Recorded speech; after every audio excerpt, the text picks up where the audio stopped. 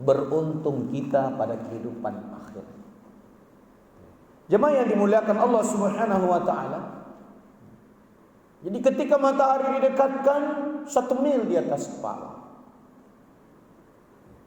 kita kan orang kan berkata, kan matahari udah hancur tadi. Iya. Alam udah hancur. Iya, tadi. Kemudian Allah bentuk lagi. Sama dengan kita, manusia udah mati, bahkan hewan-hewan semua udah mati, bahkan para jin udah mati, bahkan para malaikat pun semua udah mati. Karena semua makhluk itu akan mengalami, semua makhluk yang berjiwa itu akan mengalami kematian. Kullu nafsin dha'iqatul maut. Tiap-tiap yang berjiwa itu akan mengalami kematian. Bukan tiap-tiap jiwa mati, bukan. Tiap-tiap yang berjiwa. Tuh, pengertiannya.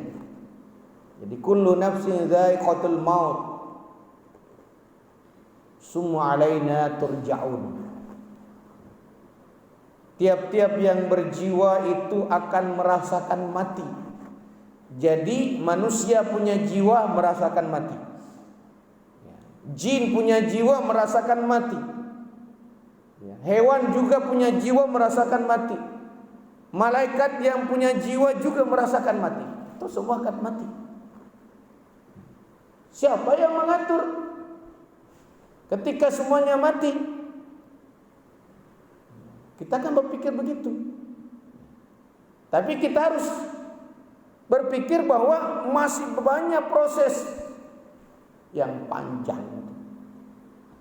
Ketika semuanya mati, ya kematian itu nanti terjadi ketika tiupan yang kedua. Nafkhatus sa'iqah. Tiupan yang menggoncangkan alam sehingga roboh alam ini, bumi pecah, langit pecah. Itu tiupan pertama, namanya nafkhatul fazar. Tiupan yang pertama, tiupan trompet sangkakala. Ketika sahabat bertanya, ya Rasulullah, apa itu sangkakala? Ini Rasul ini menjelaskan seperti apa itu sangkakala, supaya terbayang. Ya, coba kita bayangkan trompet itu gimana gitu. Ya. Kata Nabi dalam kitab Ibnu Katsir tadi, Huru-hara Hari Kiamat, tanduk raksasa. Tentu bukan tanduk hewan kan. Maknanya seperti tanduk tuh. Ya tanduk itu kan ada runcing, ada ya. Kalau kita ambil satu tanduk kita potong, tentu satu sisinya itu runcing kan. Kemudian satu sisinya itu agak lebar gitu kan. Ada cerobongnya. Mungkin Nabi mengatakan demikian karena dulu-dulu orang membuat trompet itu dari tanduk.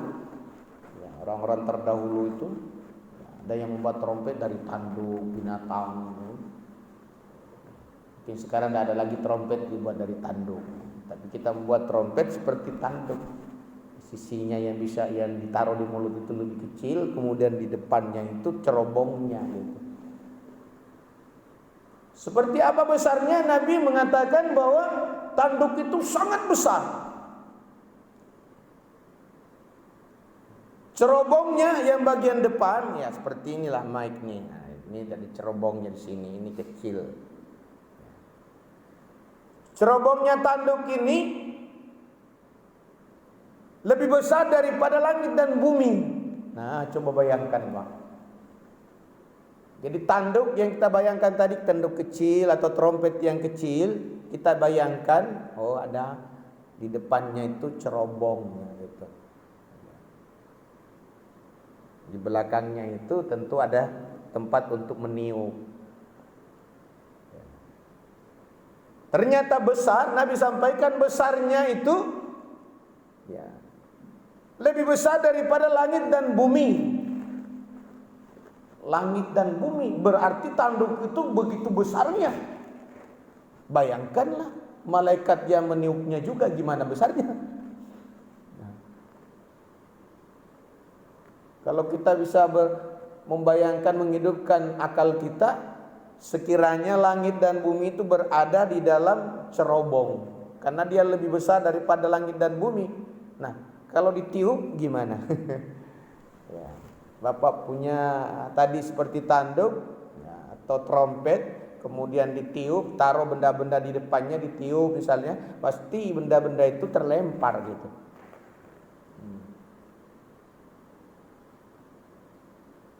Seperti itulah bumi, langit ini sekali tiup, bayangkan guncang alam ini roboh. Tiupan bunyi roboh, karena bunyi itu bisa menghancurkan, Pak. Coba bom atom itu bunyinya bisa menghancurkan tuh. Atau misalnya apa namanya itu, dinamit kan, ditaruh di situ, dengan bunyinya itu bisa menghancurkan itu, Pak. Apalagi nuklir ya. Nuklir dengan dibuang suatu tempat nuklir itu, dengan bunyinya itu menghancurkan, bunyi menghancurkan itu, Pak. Meledak. Bayangkan trompet ketika ditiup dengan ukuran yang besar itu, kira-kira apa yang terjadi? Guncang alam ini. Apakah serta-merta manusia akan mati semua? Tidak. Ketika tiupan yang pertama yang mengguncangkan itu, alam ini pecah, langit pecah, bintang-bintang bertabrakan, bumi pecah. Ya. Manusia-manusia akhir zaman yang memang Allah hadirkan kiamat untuk mereka belum mati, Pak. Bayangkan, mereka dah mati dulu, belum dimatikan tuh. Kalau langsung tiupan pertama mati semua, ya kan dah hati. Tapi orang-orang kafir yang memang diperuntukkan untuk kiamat itu, dan orang-orang beriman insya Allah tidak akan melihat hari kiamat itu. Jadi sekali lagi, orang-orang yang beriman kepada Allah, benar-benar beriman, beribadah kepada Allah, tidak akan diperlihatkan hari kiamat. Hari kiamat itu, kegoncangan yang dahsyat itu, iza zulzilatil ardu zilzalaha itu terjadi, diperuntukkan kepada orang-orang yang kufur kepada Allah. Jadi bukan orang-orang beriman yang kufur. Karena nanti semakin banyak orang yang kufur itu, Pak, dan semakin sedikit orang yang beriman. Pada suatu ketika orang-orang yang beriman semuanya mati, habis, tidak ada lagi. Orang-orang yang kufur ingkar semakin banyak, semakin menjadi-jadi. Jadi nanti di akhir zaman itu semakin banyak orang yang kufur ingkar, dan pada suatu ketika tidak ada lagi orang yang beriman, habis sudah. Kalau masih ada yang beriman, itu artinya masih ada cahaya di bumi, Pak. Kalau masih ada cahaya di bumi, berarti bumi belum gelap total.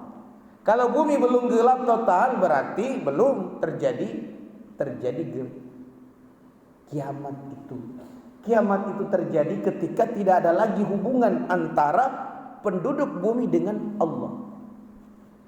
Tidak ada lagi doa-doa, tidak ada lagi zikir-zikir, tidak ada lagi la ilaha illallah, tidak ada lagi Allah, Allah, Allah, dan lagi. Maka putuslah itu, Pak. Putuslah ikatan bumi dengan langit. Nah, kalau masih ada la ilaha illallah, masih ada Allah, Allah, Allah, berarti bumi dengan langit masih nyambung tuh, Pak. Tuh yang harus kita pahami. Nah, kalau tidak ada lagi Allah, Allah, tidak ada lagi zikir, tidak ada lagi ibadah kepada Allah, tidak ada lagi iman kepada Allah, maka putus hubungan antara bumi dengan langit. Kalau udah putus, ya terserahlah. Ya. Kalimat perintah datang untuk ditiupkan. Ditiuplah trompet sangkakala yang besar itu. Tiupan. Orang-orang yang kufur kepada Allah, mereka akan disiksa dulu, Pak. Bukan siksaan di akhirat, bukan, masih siksaan dunia. Belum di alam akhirat, belum. Tiupan yang pertama itu belum masuk kampung akhirat. Mereka disiksa oleh Allah Subhanahu wa taala. Mereka akan dihambur-hambur, dilempar-lemparkan. Kita bisa baca dari dua surah, Iza zulzilatil ardh dan Al-Qariyah. Al-Qari'ah wa ma adraka mal Qari'ah yauma yakunun nasu kal farashil mabsus. Hari ketika manusia diputar bagaikan anai-anai. Bayangkan aja, manusia saat itu dimabukkan oleh Allah, diputar di angkasa bersama dengan putarannya bintang-bintang yang berhamburan. Kan manusia, bumi kan udah meledak tadi, Pak. Yang namanya meledak itu pasti keluar isinya. Yang di dalam perutnya jadi keluar, apalagi yang di permukaan bumi. Tuh. Zazulzilatil ardu zilzalaha wa akhrajatil ardu wasqalaha. Kan? Ketika bumi digoncang dengan goncangan yang sangat dahsyat. Wa akhrajatil ardu asqalaha. Akhrajat. Kan? Keluar, dikeluarkan isi kandungan yang ada di dalam perut bumi. Apa isi kandungan dalam perut bumi? Banyak sekali. Timah, tembaga, emas, lahar, magma yang biasa keluar kalau gunung meletus itu keluar semuanya. Isi perut bumi keluar, Pak, semua. Kira-kira manusia yang ada di permukaannya kemana? Itu kan yang dari dalam aja keluar, terlempar ke angkasa, apalagi yang berada di atas permukaan bumi. Ketika meledak bumi ini, terlempar kita, Pak.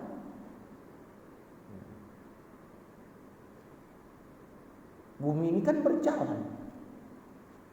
Kalau bumi tiba-tiba di stop, kira-kira kalau bumi di stop, kecepatan bumi itu kita bisa hitung.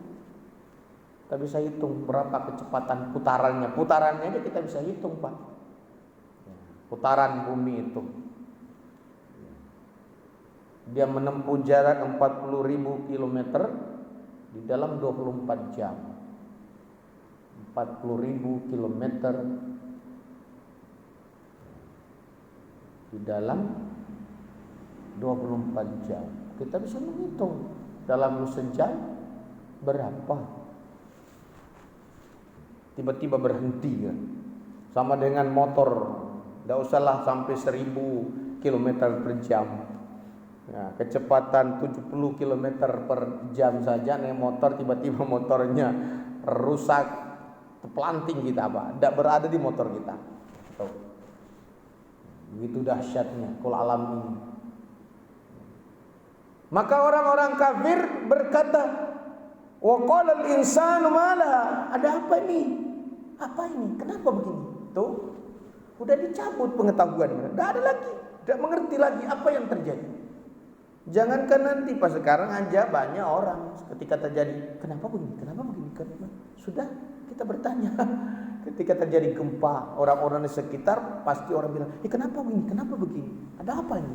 Tuh. Bagi orang-orang yang tidak beriman, orang-orang yang tidak paham agama, tentu tidak tahu. Tapi orang yang berilmu, apa ini? Ini gempa namanya. Kenapa ini? Ini namanya tanah bergoyang. Nah, ini namanya banjir. Ya. Tapi ada orang bertanya tuh, pasti, kenapa ini? Ada apa nih? Kan gitu. Padahal udah tahu. Wa qala al-insanu ma laha. Berkata manusia saat itu, ada apa gerangan? Yauma yakunun nasu kal farashil mabsus. Hari ketika manusia diputarkan bagaikan anai-anai. Coba bayangkan aja, anai-anai itu untuk biasa di lampu itu. Mana? Tuh tadi kan di berputar-putar. Atau apa namanya itu biasa itu musim tertentu di penuh masjid ini dengan wa takunul jibalu kal aknil manfus. Gunung-gunung diterbangkan bagaikan kapas. Bayangkan gunung diterbangkan bagaikan kapas. Ringan tuh maksudnya. Bukannya dikapas, tapi ya gunung yang kokoh itu lepas dari bumi, berhambur dia seperti kapas gitu. Coba bagaikan bulu-bulu lah, ya, atau pokoknya bagaikan sesuatu yang ringan terbang tuh. Jemaah yang dimuliakan Allah Subhanahu wa taala, itu begitu dahsyat. Semua akan dimatikan oleh Allah Subhanahu wa taala. Ketika semua manusia tadi sudah disiksa oleh Allah Subhanahu wa taala, orang-orang kafir disiksa oleh Allah Subhanahu wa taala, maka ada masa Allah mematikan. Itulah yang disebut dengan nafkhatus sa'iqah. Tiupan yang mematikan, maka matilah. Tidak bersamaan juga matinya. Matikan lebih dahulu, nih mati. Ya. Hewan mati, hewan mungkin udah matilah. Ya. Manusia, jin, malaikat pun dimatikan. Malaikat pun mati. Yang terakhir meninggal mati itu adalah malaikat-malaikat yang punya tugas. Seperti Israel gitu. Malaikat-malaikat Jibril belakangan.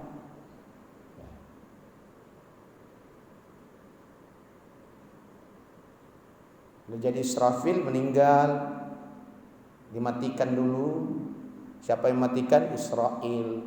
Setelah itu Israel tinggal sendiri, juga diperintahkan untuk matikan dirinya. Maka habislah makhluk itu. Tidak ada lagi makhluk yang hidup. Tinggallah Allah Subhanahu wa taala al-hayyul qayyum la yamutu abada daiman abada.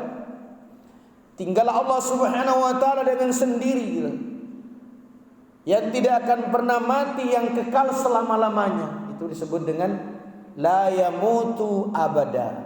Tidak akan pernah mati selama-lamanya. Daiman abada, kekal selama-lamanya. Tuh. Kita biasa kita la yamutu abada daiman abada gitu. Hanya Allah sendiri. Karena memang Allah dahulu sendiri. Allah berdiri dengan sendiri. Qiyamuhu binafsihi. Tidak membutuhkan makhluk.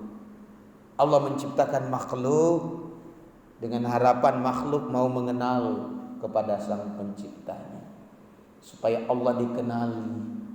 Itulah yang disebut dengan ma'rifat. Kita di dunia ini dihantarkan oleh Allah untuk memakrifat. Ya. Di ma'rifat itu ma'rufah. Itu artinya mengenal. Sudahkah kita mengenal sang pencipta kita itu? Sudah berapa tahun hidup di dunia ini? Sudahkah kita mengenal sang pencipta? Bukan berjumpa, mengenali sang pencipta. Semakin kita memperhatikan ciptaan-ciptaan ayat-ayatnya, kita akan semakin kenal bahwa Allah itu maha berkuasa, bahwa Allah itu maha besar, bahwa Allah itu maha agung, bahwa Allah itu maha segala-galanya. Bahwa segala sesuatu berada di dalam genggaman kekuasaan Allah. Mengenal Allah dengan mengenal ciptaan, mengenal sifat-sifat Allah Subhanahu wa taala di dalam Al-Qur'an. Gimana bisa kita mengenali kalau kita tidak membaca Al-Qur'an? Bagaimana bisa kita mengenal sifat pencipta kalau kita tidak melihat, menyaksikan, mendengarkan ayat-ayat, melihat tanda-tanda kebesaran? Bagaimana kira-kira? Jadi di dunia ini kita diharapkan bisa berupaya mengenali sang pencipta, sehingga kita kembali nanti juga dikenal, Pak. Jadi kalau mau dikenal oleh Allah nanti dikenali pada mahsyar, di dunia ini kita berupaya mengenal Allah, sehingga nanti ketika kita kembali kita juga dikenal. Kalau kita dikenal, ya kita akan digiring ke tempat zona aman tuh, Pak. Dan umat Nabi Muhammad itu dikenal nanti Dari mana dia dikenal? Dari cahaya pancaran wajah-wajah mereka, bekas-bekas wudu mereka. Orang-orang yang beriman, orang-orang yang sholat itu pasti berwudu. Ya, tidak mungkin tidak pernah berwudu. Jadi beruntunglah orang-orang muslim itu, karena dia pasti tergolong orang yang sering berwudu. Dari wudu, bekas wudu itulah yang akan memancar, Pak, nanti pada masyarakat. Kan gelap.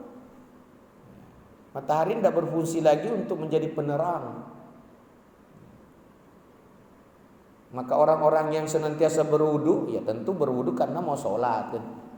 Orang-orang yang senantiasa sholat ya, akan terpancar wajah, dikenali dia, sehingga tentu dipilih yang terpancar wajahnya tadi, cahaya-cahaya mereka akan digiring ke suatu tempat, dikumpulkan mereka sesuai dengan jenisnya, bukan jenis kelaminnya, sesuai dengan jenis atau sesuai dengan rumpun agama yang diikutinya, nabi yang diikutinya.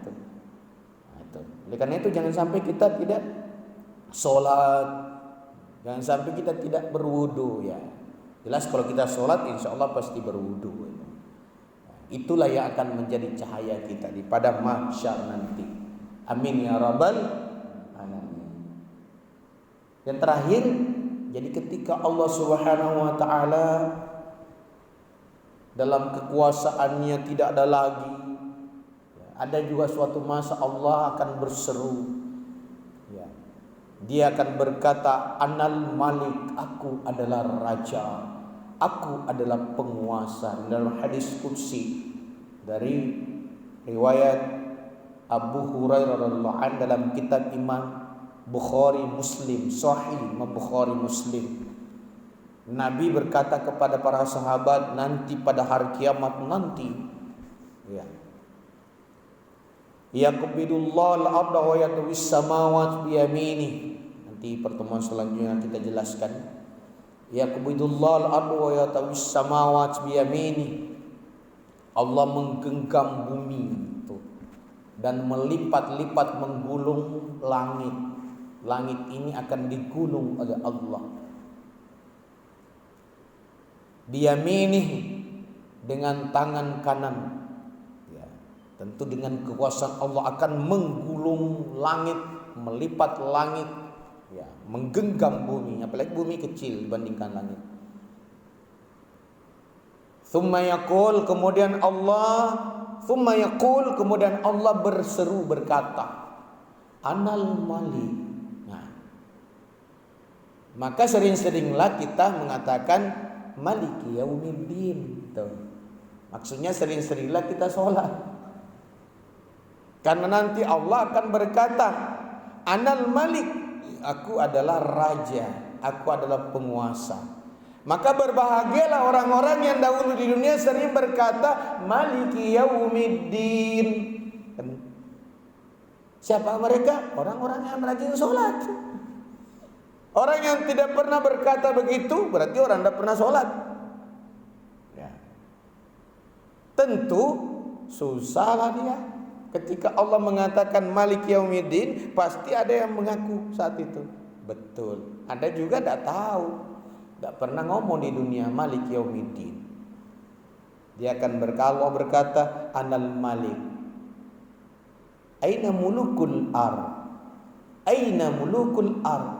Di mana para penguasa, raja-raja di bumi, mana yang pernah memimpin di bumi? Dicari itu oleh Allah. Ainal jabbarun, mana orang-orang yang pernah berkuasa, yang pernah memaksa, yang pernah zolim, dengan kekuasaannya dia zolim, dengan jabatannya dia zolim. Ainal jabbarun, ainal mutakabbirun, mana orang-orang yang sombong itu, mana orang-orang yang tidak mau ruku, mana orang-orang yang tidak mau sujud, mana orang-orang yang tidak mau sholat, mana Allah cari. Nah kalau kira-kira kita dicari mau diapain itu? Jemaah yang dimuliakan Allah Subhanahu Wa Taala, mudah-mudahan insya Allah kita tergolong orang-orang yang akan diselamatkan oleh Allah Subhanahu Wa Taala ketika nanti di padang mahsyar kita tergolong orang-orang yang akan dibangkitkan dalam keadaan sebaik-baik bentuk, juga mendapatkan cahaya ya, dari bekas-bekas wudu ibadah kita, insya semua akan menjadi cahaya bagi kita. Al-Quran yang kita baca terutama dalam sholat kita itu akan memberikan syafaat kepada kita. Oleh karena itu dengan sholat insya Allah pasti kita akan membaca ayat-ayat Allah Subhanahu wa ta'ala. Sebaik-baik bacaan Al-Quran itu di dalam sholat. Di luar juga baik kita membaca Al-Quran, tapi sebaik-baik bacaan Al-Quran itu di dalam sholat. Karena di dalam sholat itulah kita udah berwudu, bersuci. Di dalam sholat itulah kita berdialog dengan Allah Subhanahu wa ta'ala. Demikian, mohon maaf kalau ada hal yang kurang, insya Allah nanti kita sambung lagi. Kepada Allah Subhanahu wa ta'ala kita mohon ampun atas segala kekhilafan, kekurangan. Yang benar datangnya dari Allah Subhanahu wa ta'ala, dan yang tidak benar, yang keliru dari saya pribadi atau kita dari manusia ini yang memang lemah. Kepada Allah Subhanahu wa ta'ala kita bersandar. Subhanakallahumma bihamdika asyhadu an la ilaha illa anta astaghfiruka wa atubu ilaik. Wassalamualaikum warahmatullahi wabarakatuh.